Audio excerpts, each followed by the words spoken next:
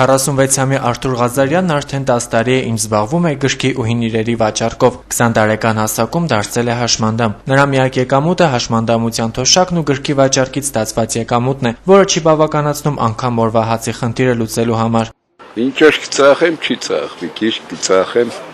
ու սովորական բաներ չի ծախվի։ Սերգու 300-ով կառնի, 500-ով կծախեմ, ամեն օր խոքից չեն առնի։ Թոշակով ապրող մարդ եմ, ստրիկ բիզնես չկա այստեղ, բացառված է բիզնես։ Արթուրի հետ միասին ամբողջ օրը աշխատում են նաև կինն ու անչափահաս 2 երեխաները։ Արթուրը զբաղվում է նաև քանդակագործությամբ, բայց դա եւս նրան ոչ մի եկամուտ չի բերում։ Տիգրան մեծն եմ քանդակ է։ Մեր զինանշանը, որ մենք քանում ունեցել ենք կանոնավոր բանակ, չդեսն չի հեմե ընտարեորյանի բանակ ունենք, մեր թվարկությունից առաջ 68 թվին մենք Արոմիածն ցախտել ենք։ Կուկանք եղանագետ կրիվկեն ենք, որ ինչ-որ մի բան տանի, կդիք ծերնտու կորձ եղավ։ Ես որպես հաշմանդամարդ ինձ երկրի լիիրավ քաղաքացի չեմ զգում եւ շատ դժգոհ եմ այս պետությունից եւ բոլոր այն կառույցներից, որոնք պատասխանատու են մարդու արժանապատիվ կյանքի համար, ասում է Արթուր Ղազարյանը ու ավելացնում. այս պետությունից ես մի բան եմ միայն խնդրում։ Պետությունը պիտի մեզ պես մարդկանց կրբակ տա, որ նստին այդ կրբակի մեջ առևտուրեն են, բայց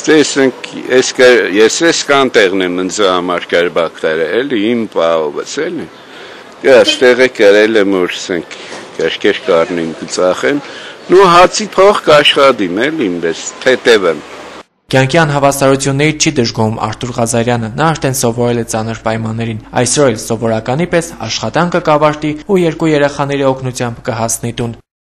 Դժգոհ չեմ էլի, ոչ պես շատ գոհ եմ, ոչ է դժգոհ եմ էլի։ Հացի փող ավել ոչ մի բան։ Դե կշերք եմ դրե։ Նույնիսկ մեր 200 տարան է կշերքը կբերե, սենց ստեղ մանր ծախսել էլի։ Ամեն մարդ իր արժանիքները իր ծերը կպահե էլի, որպես հայ։ Մեկ է ղեկավարությանը կուզեմ սա ձեղնի, որ թող տեսնին էլի, ինչ կկատարվի բոլորը։